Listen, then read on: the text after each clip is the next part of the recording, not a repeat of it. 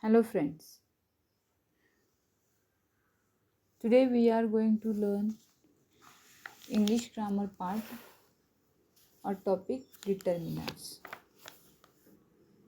So first question we have in our mind is what is mean by determinants. So let's see what is determinants. The words which modify nouns are called determinants.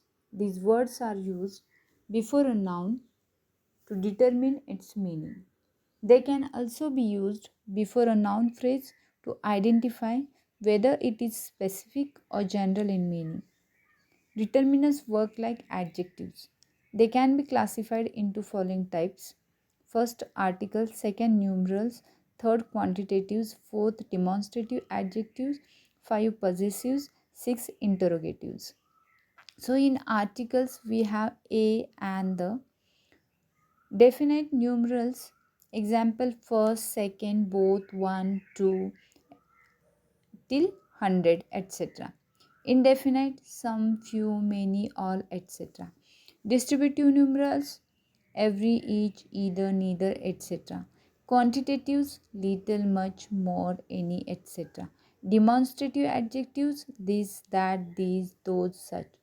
Possessives, my, your, his, her, its, ours, their. Interrogatives, where, what, which, whose.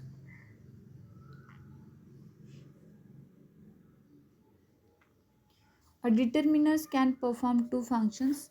First, identify a singular or plural noun in number. Second, determine the nature of noun, definite or indefinite. Determiners also precede numbers or objects and indicate a quantity or amount. Articles. Articles can be divided into two categories, definite and indefinite, as we have already seen. Use of definite articles a or an. These two articles are used before a singular countable noun only. If a noun or noun phrase is to be identified as singular, then we can choose between article a or an. The basic difference between them is based on the sound of a noun. A is used before a noun that begins with a consonant sound. For example, a child, a book, a college. Second, an is used before a noun that begins with a vowel sound: an officer, an apple, an intelligent person. The spelling of a noun does not decide the article usage, but the way that word is pronounced makes all the difference. The following words begin with a vowel alphabet but not a vowel sound. For example, a uniform, a unique object, a university, a utopia.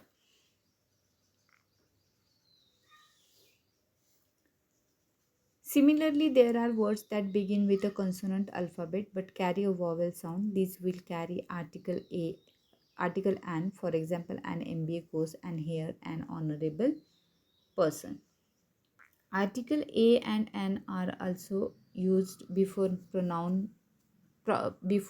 nouns that suggest a common meaning. For example, an aarti or Sushmita. For example, India needs a Gandhi again to learn the importance of non-violence. Now, use of definite article the. Article the can be used before countable nouns as well as before uncountable nouns. The following are the usage of article the. First is before names of physical features like that of rivers, for example, the Ganga, the Krishna, deserts, the Thar, the Sahara, canals, for example, the Suez Canal, oceans, the Indian Ocean, and the seas, the Arabian Seas, mountain ranges, the Himalayas, and group of islands, the Lakshadweep Islands. Second, before celestial objects like the sun, the moon, which are one of a kind. Third, before names of countries that include United Republic or Kingdom like the USSR, the People's Republic of China, the United States of America, the United Kingdom. Fourth, before names of certain books like the Bhagavad Gita, the Ramayana, the Upanishad, the Indian Constitution. Fifth, Before a before a noun that represents an entire class of people, plants, or animal. For example, the cats are known to be lazy. The Americans are celebrated for their creativity. 6. Before a pronoun before a proper noun that is identified by an adjective or adjective clause, for example, the Queen of London, the great Shakespeare, etc. Before ordinals, words which list the number like the first, the second, etc. 8. Before superlative degrees of adjectives like the best, the least, the worst, etc.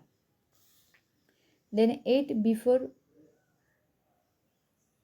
sorry Then ninth, before a common noun that depicts a particular person or thing or something that is already referred to in the sentence. For example, the chair is kept next to the wall. The book written by Amartya Sen is a must read. 10th, before musical instruments like the guitar, the flute, etc. 11th, before adverbs as comparatives like the more, the merrier. Using different kinds of determiners. First, both. It is used to mention two persons or things of same kind. It represents the importance of both at the same time. For example, both of these are well written texts. He had kept both files in the drawer last night. Second, all. It is used in two forms. When it comes before an uncountable noun, the sentence carries a singular verb. For example, all that shines is not gold. When it comes before a countable plural noun, the sentence carries a plural verb. For example, all the kids were well read. Third, some. It is used before both countable and uncountable nouns in affirmative sentences. For example, some books, some food. In case of interrogative sentences, it is used to express a request, an offer, or order. For example, can I get you some coffee? Fourth, any. It is used before both countable and uncountable nouns in negative and interrogative sentences. It is used to refer to a quantity of something that may or may not exist. For example, he doesn't own any car or bungalow. Do you know any person by that name? Then fifth, other, another.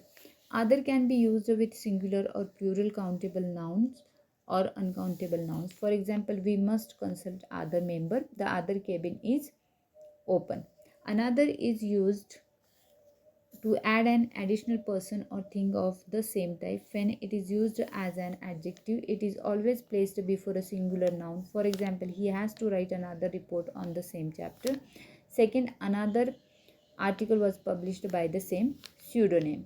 Sixth, few, many. When few is used to determine countable nouns, it means hardly any. It always denotes a negative meaning. A few is used in the positive sense to denote the meaning of not many. For example, few students came for doubts. They asked a few doubts. Many is used as a determiner for both singular and plural nouns. It depicts both singular and plural meaning. For example, many students came for the seminar. Then seventh, much, little, a little. Much is used to determine uncountable nouns and emphasizes upon a large amount. For example, much importance was given to the idea of democracy. Little is used to determine uncountable nouns where it carries the meaning of hardly any and denotes a negative meaning. For example, he went to the party with little interest. However, a little carries the meaning some though not much. It is always used it is it is always used to denote a positive meaning. For example, with a little creativity he could become a writer. Either, neither. Either is used to determine one of the two things, people or situation. It may either emphasize on both subjects as possibilities or one of them. For example, either candidate can be selected. Here the sentence carries two possibilities. Either each of the two can be selected or one or the other will be chosen. Neither is actually the negative depiction of either. It always acts singular when used with singular countable nouns. For example, neither plan was successful. Ninth, most, several.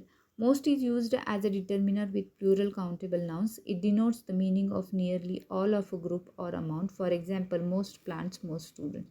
Several depicts the meaning of more than two, but not a very large number. Most often it is used with plural nouns. For example, several students question his thesis. 10th, more, less, fewer. When more is used with both uncountable nouns and plural nouns, it refers to a comparison. It is also used to denote additional quantity of something in a sentence. Thus, it basically acts like an uncountable number expression. For example, I do more work than her. He requires more help. Less is generally used in front of uncountable noun to determine an amount of something which is smaller than another. For example, he has less time to complete this task. Fewer is only used before plural nouns to refer to a group of things smaller than another group. For example, fewer teams have qualified this year for the international tournaments.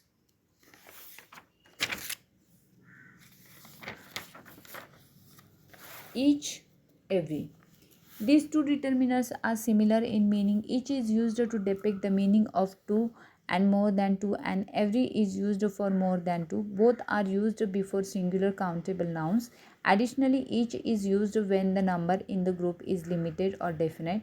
Every, on the other hand, is used when the number is indefinite. For example, each of the two committees gets a vote. So here our chapter or determiners topic is over. Thank you. Thank you so much.